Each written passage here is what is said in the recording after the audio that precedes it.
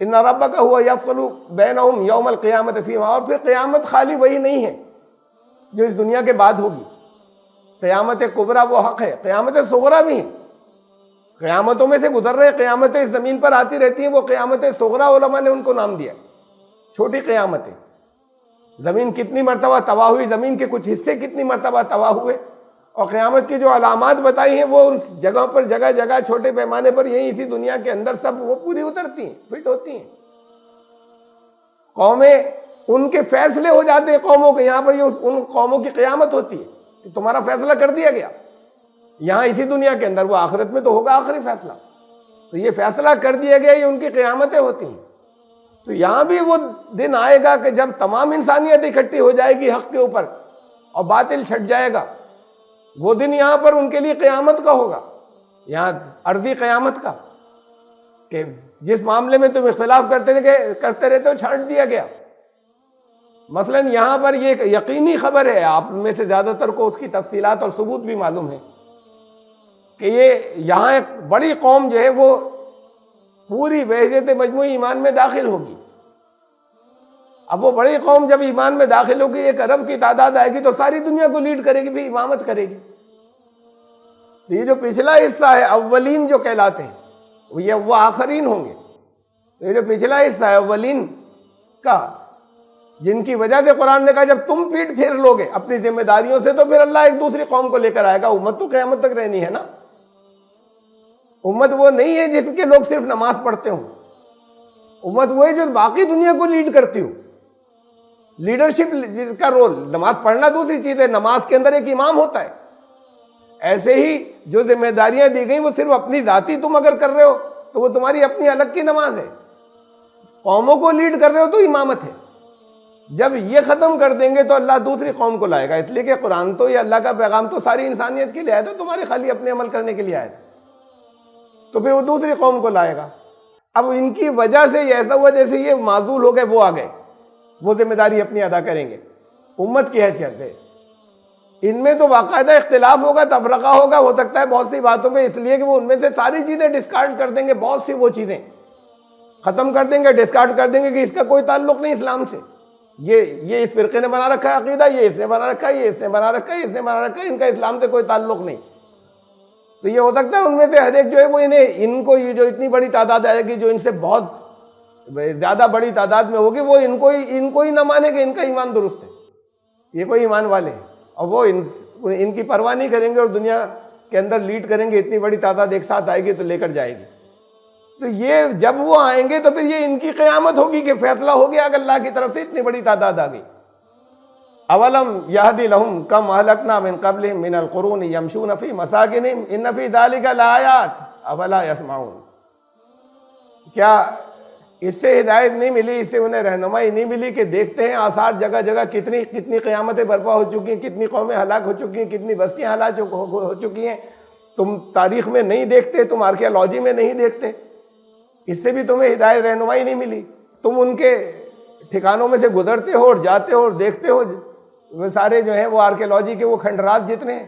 ان فی ذالک لآیات، یہ سب اللہ کی اس کے اندر آیات ہیں، اللہ کی نشانیاں ان کے اندر ہیں. افلا یسمعون، پھر بھی وہ جو سچ بات ہے اسے سننے کے لیے تیار نہیں سنتے. اولم یروا انا نسوق الماء الى الارض الجرد فنخرج به زرعا تاکل منه انعامهم وانفسهم. اور کیا اسے نہیں دیکھتے کہ آسمان سے جو پانی آتا ہے وہ پھر زمین جو ہے وہ اس کے اندر جان پڑ جاتی ہے، سبزیاں کھیتی نکلتی ہے، لہلہا اٹھتی ہے، اس کھیتی سے وہ خود بھی کھاتے ہیں، ان کے جو جانور ہیں وہ بھی کھاتے ہیں، وہ سب اس سے کھاتے ہیں. یعنی کچھ نہیں تھی، پانی برسا اور جان پڑ گئی اس کے اندر، پہلے خوش تھی. اس پانی کو جگہ جگہ تشبیہ دی ہے وحی سے کہ یہ ہدایت کہ یہ آتا ہے تو پھر بنجر زمین جو ہے وہ اس بنجر زمین کے اندر جان آ جاتی ہے. یہ تم دیکھتے نہیں ہو تو یہ ممکن ہے یہاں پر بھی کہ کچھ نہیں ہو اور اس کے بعد پھر دوبارہ زندگی آ جائے. قرآن نے کہا کہ تم اس چیز کی طرف کیوں نہیں آتے کہ مردہ ہو، جس کی طرف تمہیں رسول بتا رہا ہے کہ اس رسول تمہیں اس چیز کے ذریعے تمہیں زندگی دے دے. آؤ رسول کے پاس، رسول تمہیں زندہ کر دے. یہ تم دیکھتے ہو کہ یہاں پر مردہ زمین میں جان پڑ جاتی ہے جو اللہ کی طرف نازل ہوتا ہے اس کی طرف سے. افلا یبصرون، دیکھتے نہیں؟ اس سے پہلے کہا تھا سنتے نہیں، افلا یسمعون، سنتے نہیں، دیکھتے نہیں۔ یہ وہ فیکلٹیز ہیں جن کو گنایا جا رہا ہے جس کے ذریعے انسان ہدایت حاصل کرتا ہے۔ ہاتھ پاؤں کے ذریعے ہدایت نہیں حاصل کرتا، ہاتھ پاؤں تو عمل کرتے ہیں، آنکھیں دیکھتی ہیں اس سے ہدایت حاصل کرتا ہے، کان سنتے ہیں اس سے ہدایت حاصل کرتا ہے۔ یہ ناک سے نہیں کرتا، ناک اپنا کام کرتی ہے، اسٹمک سے نہیں کرتا، پیروں سے نہیں کرتا، ہاتھ سے نہیں کرتا ہدایت حاصل، یہ تو عمل کرتے ہیں۔ تو یہ ہدایت والے حصے یہ آنکھ اور کان جن سے ہدایت لی جاتی ہے۔ تو یہاں اوپر کہا تھا کہ سنتے نہیں، کانوں کا صحیح استعمال نہیں کرتے ہیں، کہا افلا یبصرون، دیکھتے نہیں، آنکھوں کا صحیح استعمال نہیں کرتے۔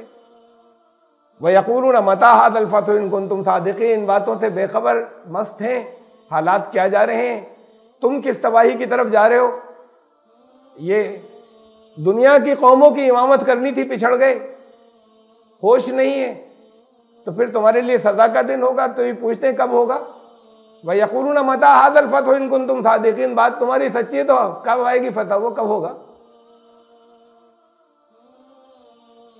قُلْ يَوْمَ الْفَتْحِ لَا يَنْفَعُ الَّذِينَ كَفَرُوا ایمانُهُمْ، کہہ دو کوئی فائدہ کیا پوچھنے سے تمہارے کب ہوگا، بتا دیا جائے کب ہوگا، لیکن تمہارے پوچھنے کا فائدہ کیا، اس لیے کہ جب وہ دن ہی آ جائے گا، یہ تو اس سے پہلے مان لینے کا فائدہ تھا، جب وہ دن آ جائے گا، جب فیصلہ ہوگا، فتح کا دن جب فیصلہ ہوگا، تو اس دن جو نہیں مانتے تھے، جو انکار کرتے تھے، ان کا اس دن مان لینا کام نہیں دے گا، وہ سزا میں پھنسیں گے، وہ عذاب میں ہی پھنسیں گے۔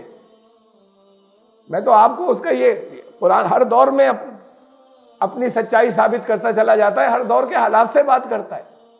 آپ کے لیے آ رہا ہے ایک وقت ابھی قریب میں جہاں پر مان لے، سمجھ میں آ جائے، تو پھر ایک قوم آنے والی ہے، اس قوم عذاب سے بچنے کی کوشش کریں اور اس قوم کو لانے کے اندر شامل ہو، ورنہ عذاب آئے گا۔ کہا کہ یہ جو پوچھ رہے ہیں کب ہوگا، کہ تمہارے یہ پوچھنے سے کیا فائدہ، اس دن تمہیں تمہارا ایمان نہ تمہارا مان لینا نفع نہیں دے گا، ابھی شک ہے، ابھی تذبذب ہے، اس دن نفع نہیں دے گا مان لینا، پھر عذاب میں پھنسیں گے جو نہیں مان رہے تھے، صرف انہیں بچایا جائے گا جو جنہوں نے مانا تھا اور اس کے مطابق عمل کیا تھا۔